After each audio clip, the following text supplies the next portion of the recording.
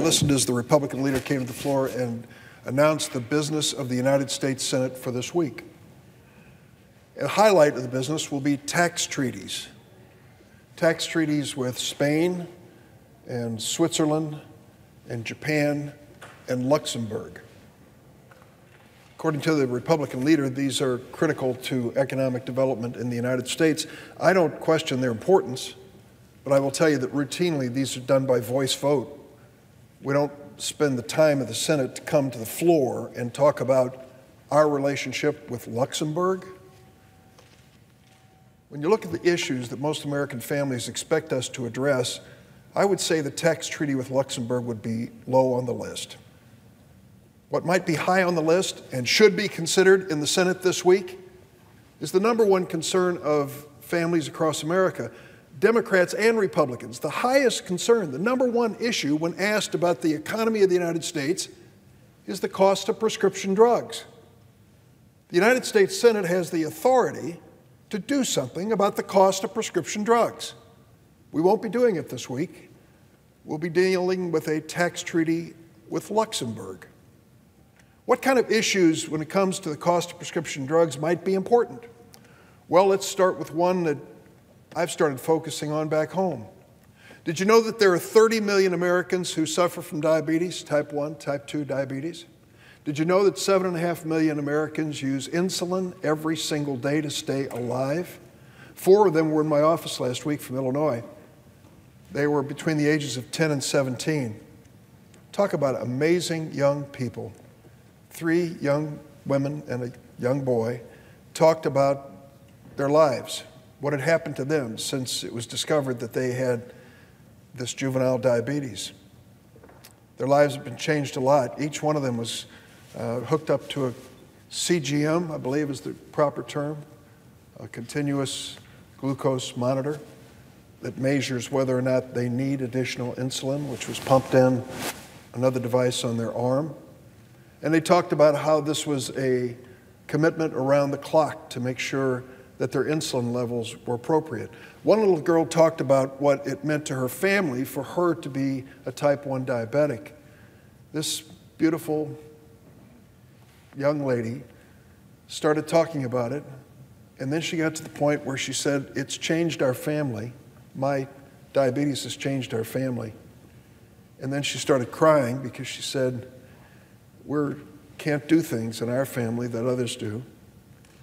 We can't take the same vacations that my cousins take, and we can't rent that house out on the lake because of the cost of my drugs, the cost of my insulin." And I turned to her mother and I said, "So tell me, what does it come down to?" Her mom said, "We're lucky. We have health insurance. Our health insurance covers prescription drugs.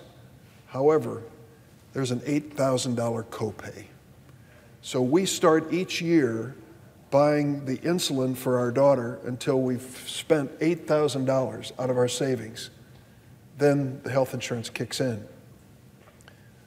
Usually it's about 3 months. So she's paying, or she's being charged about $3,000 a month for insulin." Well, let's look into this for a minute as we consider why the United States Senate thinks a tax treaty with Luxembourg is more important than this issue.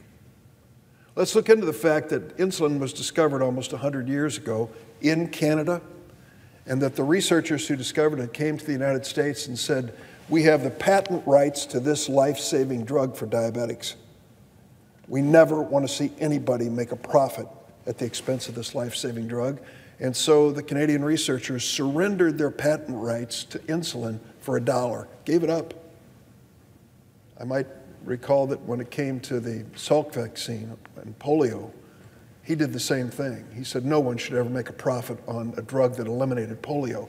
Well, these 2 Canadian researchers felt the same about insulin. What happened then? Well, insulin was produced in the earliest stages in a rather crude way, but an effective way to save the lives of people with diabetes. And over the years, that process was improved. There's no question about that. Today, there are 3 major pharmaceutical companies that make insulin products for the United States. Eli Lilly of Indianapolis, Indiana is one of them. Novo Nordisk is another. Sanofi is another. I know a little bit about the Eli Lilly product. It's called Humalog. Humalog was introduced in the American market in 1999, an insulin product, and the charge was about $20 to $30 for a dosage, a vial, I should say, that is used as a dosage for those with type 1 diabetes, type 2 diabetes, about $31. So here we are 20 years later, and how much is that same vial? $329.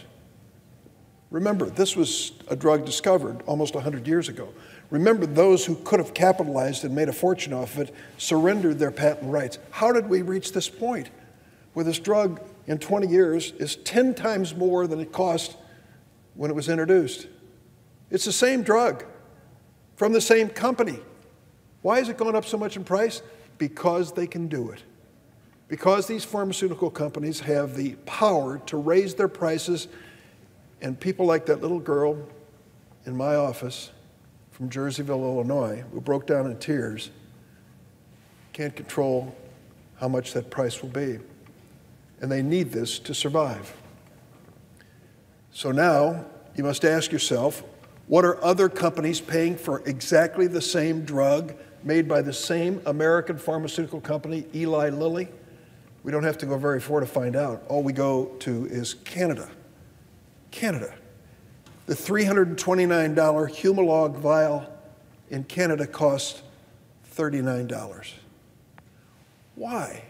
Exactly the same drug is a fraction of the cost in Canada, because the Canadian government stands up for the people of that country and says, you cannot gouge, you cannot overprice these drugs. You're going to be paid a reasonable amount so that you make a profit, but you aren't going to do it at the expense of our families in Canada. They care, they've done something about it. We care about a tax treaty with Luxembourg. I'm sorry. As important as that may be in that small part of the world, it's more important for us to deal with this issue of prescription drugs and to ask ourselves why this United States Senate, this empty chamber, is not filled with senators of both political parties doing something about the cost of prescription drugs. There's one traffic cop in this chamber. He just spoke. The Republican leader decides what comes to the floor of the Senate. And he has decided we're not going to consider prescription drugs. Maybe he'll change his mind, but I think he'll need some persuading to reach that point.